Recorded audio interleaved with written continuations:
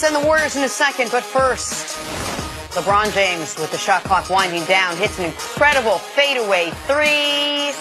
Nick. And this would put him up 10 in the first quarter. LeBron 3 of his 21 in the first quarter. All for naught, it turned out. At that moment, though, I thought we'd seen this story before. LeBron goes off, carries his team to victory, evens the series up. It's one of the rare shots, too, from deep that he spins to his right. He don't only goes over his right shoulder, spinning to his left. That's a difficult shot. More LeBron. Check out the pass to a cutting Kevin Love. 2 of only 3 Cavs in double figures last night. 1 of only 1 highlight for the Cavs last night, basically. When I saw this highlight, this play during the game, I thought of our friend Doug Gottlieb, who was talking about how LeBron's only a good passer for his size. There ain't 10 guys in league history make that type of pass. This is a remarkable pass. No. LeBron's one of the best passers of any size in NBA history. No. Terry Rozier with the steal and slam, Nick. Scary Terry. He knew, man, he knows the king is coming. Yes. Terry's a good athlete now. The only way you can finish this is by trying to finish at the rim.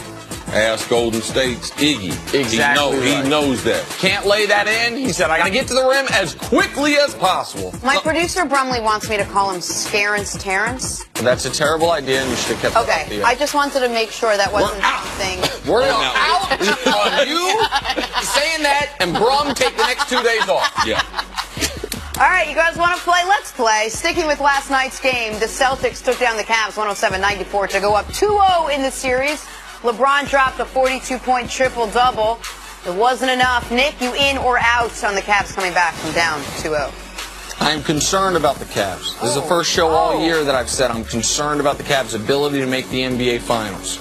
But I'm not yet out on the Cavs making the NBA Finals. I believe they will win the next 2 in Cleveland. I believe this will go 7.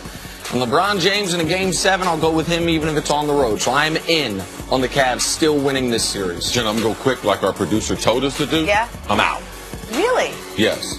Celtics in 7. Can I do that thing you do to me? Jenna's got Celtics in a sweep. I didn't say that, but I also did not say that. The Warriors stole a road win against the Rockets in Game 1 on Monday. Houston will look to bounce back tonight before heading to Golden State. CC, you in or out on the Rockets tying the series tonight against the Warriors? I'm out. Golden State. They get both wins in Houston. They're the better basketball team. They don't have an answer for Kevin Durant. Warriors get the win tonight. I'm in. That might be more heart than head, but if the Warriors win tonight, the NBA season ends tonight.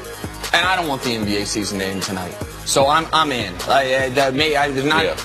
Go ahead. Yeah, I hope it's your heart, because whatever happens, if they end up going down 2 and Cleveland being down 2, I'm going to punch you in your heart. Punch me in my heart. I hope your thoughts are with your heart compared to your head. I mean, if come they on, come Rockets. from your head, I'm punching your head tomorrow. Extend the NBA season, please. Please, Houston.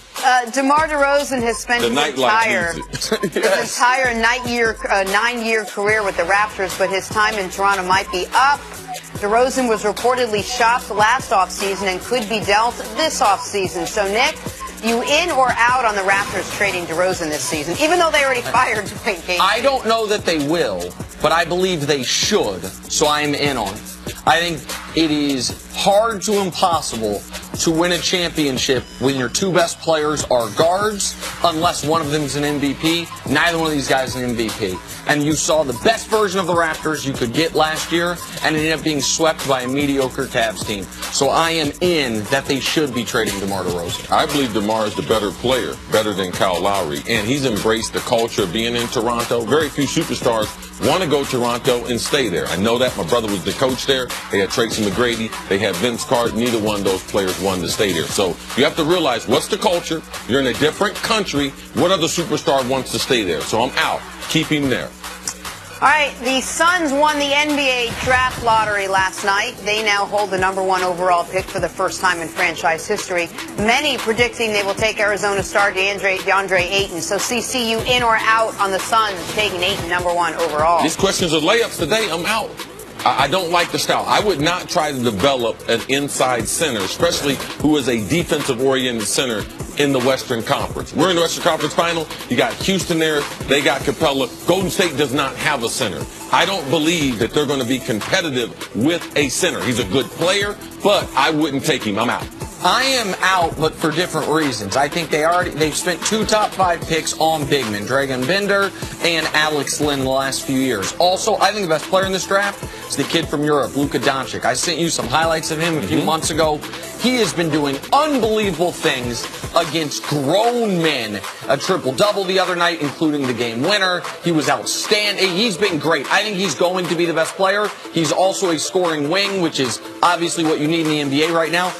I'd take him. And the coach is familiar with the talent, coached him on the national team, so being familiar, the question about him is he a point guard at 6'7", 6'8"? Can he play 1-2? They need a point guard and center. All right.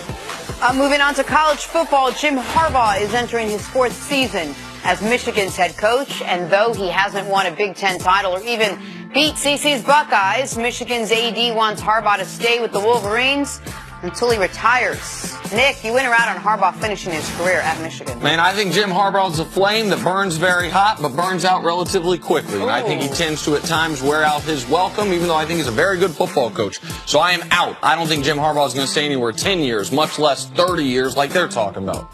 Yeah, I don't think Harbaugh is going to stay there, but eventually people are going to find him out. He hadn't won any Big Ten titles. He hadn't beaten Ohio State.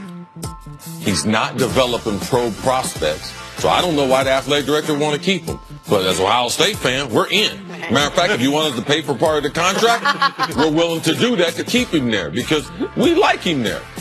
We like him. Cece, you send out every morning a Bible verse, a daily testimonial inspirational, correct? Yes. This morning when you saw this news and you did your daily prayer, was there any prayer that this is true and this happens? I was like, Lord, please keep Harbaugh in Michigan. I know you're busy. There's poor, there's hungry, there's homeless. But please, as a Buckeye fan, we want him there as a lifetime deal. You know, God Amen.